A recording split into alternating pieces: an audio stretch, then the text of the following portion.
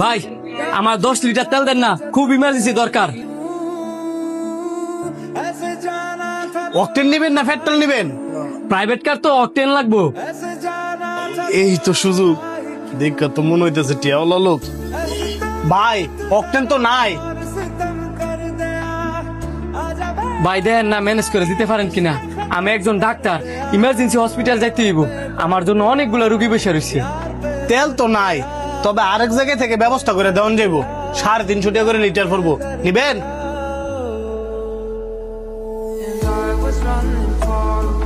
1 litre 140 টাকা করিয়া, আর আপনি বলতেছেন 350 টাকা লিটার? এমনই তেলের ক্রাইসিস, বিপদ হলে তো মানুষ 500 টাকা লিটারও নেয়।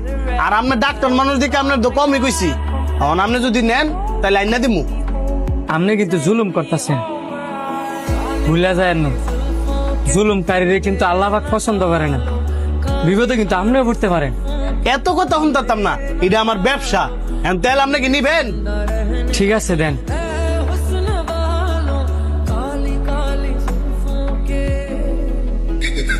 ভাই, ও ভাই গো, আমার বাচ্চা তো অ্যাক্সিডেন্ট করছে।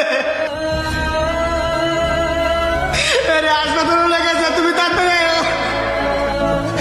আমার মা মরে গো।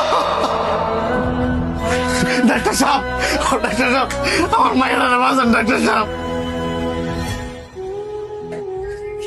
ভিতরে আসেন। আপনার মায়ের সমস্যা কি বলেন? আপনার বইয়ের না ডাক্তার না, আমার মায়ের গাড়ি অ্যাক্সিডেন্ট করছে, একটু তাড়াতাড়ি আয়েন ডাক্তার সাহেব। রোগী আমি দেখছি, অপারেশন করাইতে হইব।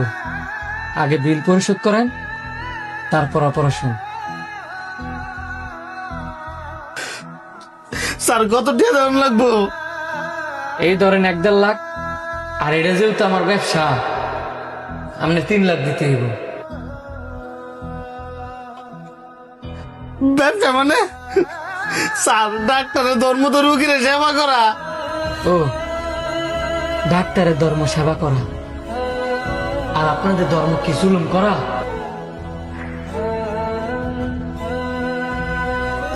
স্যার আপনি? জি আমি। আপনার একটা কথা বলছিলাম না, যে বিপদ কার কখন আসে কেউ বলতে পারে না। আমার প্রয়োজনে আমি আপনার কাছে গেছিলাম, আর এখন আপনার প্রয়োজনে আপনি আমার কাছে আইছেন।